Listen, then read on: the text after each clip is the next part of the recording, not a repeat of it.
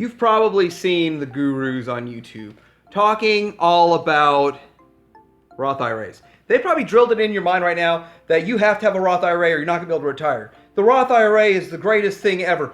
Roth, Roth, Roth, Roth, Roth, Roth, Roth. Guess what?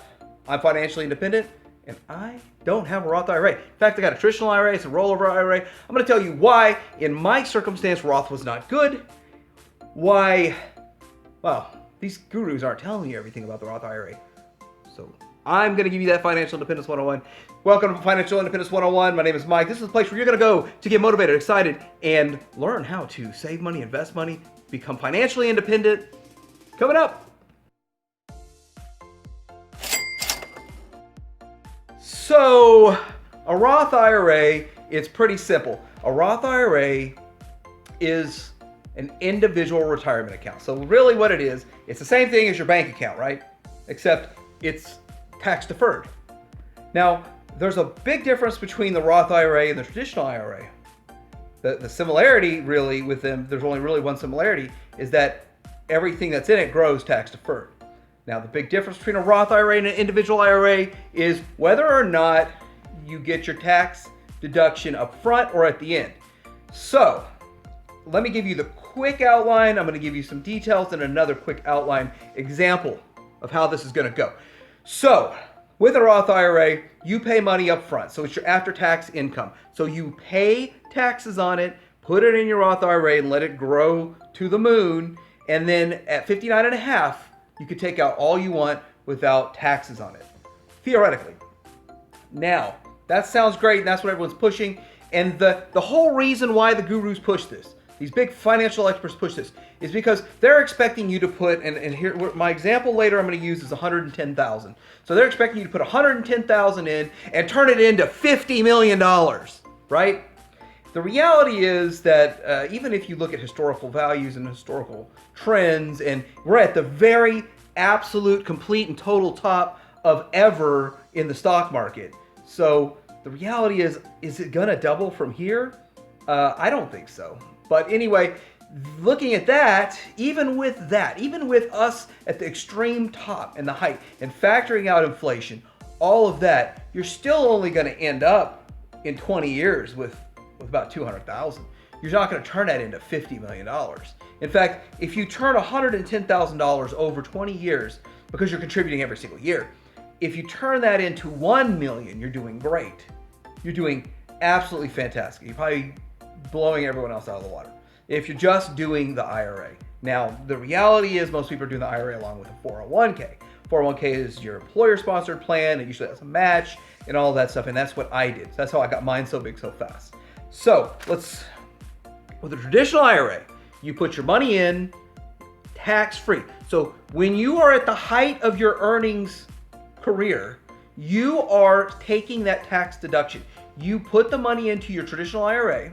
5,500 is what I've been doing. It's up to 6,000 now, but it's up to 5,500. So when you put that money into your traditional IRA, it comes off of your tax liability to the tune of approximately $1,375. So you have another $1,375 in your pocket that you can invest going forward. And yes, you have to pay taxes when it comes out. So you're way up here for your earnings, and you take down your tax liability, a major chunk of your tax liability off. And later on, when you take it out, when I go take it out, my tax liability will be down here because that's my tax planning. So my tax liability is way down here. So why would I want this to be my lower? Why would I want no tax here? Why wouldn't I want no tax here? It doesn't make sense. Doesn't make sense. In fact, most of those years, I'm going to pull out all this money and it's just going to meet my standard deduction. And that's my plan. Now, I'm not a tax advisor. I can't tell you what to do. But that's my plan, and that's what I'm doing. I'm currently 40 years old, 42, I guess, and I'm not going to be able to touch that money for another 17 years. So I have money on the outside to live on. I'm not going to be touching that money, and I probably won't even touch it till I'm like 70. Who cares? But when it forced me to take it out at 70. Now, that's the other thing. Traditional IRA, they force you to take it out at 70. Let's go down this list real quick, and we'll do a real-world example, but that's the biggest difference. Roth, you pay taxes to put it in. No taxes when it comes out. Traditional, you got that tax deduction. Now I've got more money that I can save up. Boom. when it comes out, you have to pay taxes on it though, and it's at regular income. So with the Roth, the pluses are you can withdraw it tax-free. $10,000. You can pull out $10,000 towards a home. There are specific circumstances for that, but if you want to use it towards your house, you can pull $10,000 of your earnings out towards your home if it's primary residence. But you need to look at all the details on that because that's not something I need to do, so I really didn't look too deep into it. Used with your 401k, which you can actually use both of them with your 401k, but the limits are different with Roth than with the traditional. Then you can pass on your Roth IRA to other people. So you can pass this Roth IRA to your heirs without tax liabilities because you've already paid taxes on the money up front. So you can just pass it to your spouse or your kids. So it would reduce your inheritance tax, which, I don't know, is that something you're really too concerned about, the inheritance tax? I mean, I worry about it too myself, and I have my own inheritance planning, which I could tell you about in another video. When you're age 70 and a half, you do not have to take the money out of the Roth. You can just leave it in there till you're 90. That's fine. Anyway, the negatives: can't be used as collateral for a loan.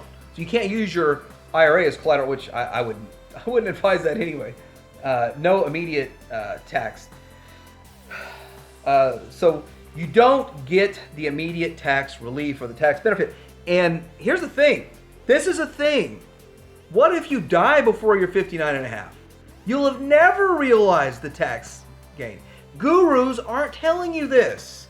What if you don't make it to 70? You're not going to realize the tax gain. Yes, you have the money. You can get your money with a penalty or whatever in a traditional IRA. But with a Roth IRA, it would be a penalty too if you don't hit 59 and a half. But I'm 40. Like, what if I absolutely need that money now? I could get to, well, you can pull out your Roth. You've already paid taxes on it. But I would have to pay taxes on my money now. But if I needed it, that meant I didn't make any money on the outside. So the 10% penalty plus the tax won't be anything like paying taxes at 36%, right? Also, state tax. So you save on state tax. State tax is based off if you're taxed income tax in your state, then you will be saving that also. You know what? Here's the downside to the Roth.